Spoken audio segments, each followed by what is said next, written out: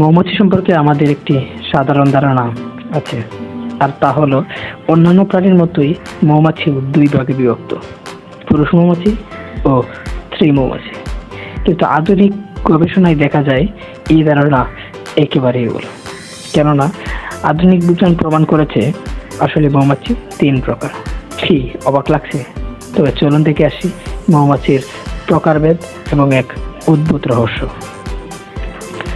Austrian বিজ্ঞানী curl বন Frisch মৌমাছির জীবনচক্র নিয়ে গবেষণা করেন, আর এই গবেষণায় উঠে আসে যে মৌমাছির আসলে তিন প্রকার: এক, পুরুষ মৌমাছি; দুই, স্ত্রী মৌমাছি বা রানী মৌমাছি; এবং তিন নম্বরে যে ধরনের মৌমাছি রয়েছে তাদেরকে বলা হয় বন্দা মৌমাছি। এক্ষেত্রে পুরুষ মৌমাছিরা শুধু একটি কাজ করে থাকে, আর তা হলো স্ত্রী মৌমাছির প্রজননে সহায়তা করা।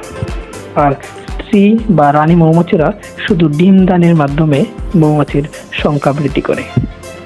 কিন্তু কর্মী মৌমাছিরা প্রাকৃতিকভাবেই সন্তান জন্মদানে অক্ষম, তাই তাদেরকে বন্দা মৌমাছিও বলা হয়। সন্তান জন্মদান ব্যতীত অন্য যত ধরনের কাজ রয়েছে, যেমন বাসা নির্মাণ করা, মধু আহরণ করা সহ যত ধরনের কাজ রয়েছে, সব করে বন্দা মৌমাছিগুলো। তাই কার্ল বন ফ্রিস এদের নাম দিয়েছেন ওয়ার্কার বি বা কর্মী মৌমাছি। কর্মী মৌমাছিরা যখন কোনো একটি ফুলের বাগানের সন্ধান পায় যেখান থেকে তারা মধু আহরণ করতে পারবে, তখন একজন অন্যজনের কাছে তা সুবিস্তারে বর্ণনা করে। তারা এভাবে বর্ণনা করে যেভাবে ঠিক তারা ওই বাগানটির সন্ধান পেয়েছিল। একজন অন্যজনের কাছে ব্যাখ্যা করার সময় তার নেচে নেচে বর্ণনা করে। কার্ল বন ফ্রিস এই নাচের নাম দিয়েছেন ওয়াগল ডান্স। মৌমাছি সম্পর্কে আরেকটি রহস্যপূর্ণ তথ্য হলো এদের দুটি স্টোমাক বা পাকস্থলী থাকে।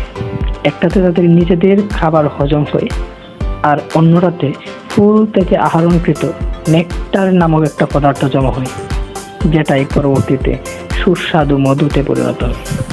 আপনারা আরেকটা তথ্য জেনে অবাক হবেন যে এই যুগান্তকারী আবিষ্কারের জন্য 1973 সালে কার্ল বন ফ্রিস চিকিৎসা বিজ্ঞানে বিশ্বের সবচেয়ে মর্যাদাপূর্ণ পুরস্কার, নোবেল পুরস্কার লাভ করেন।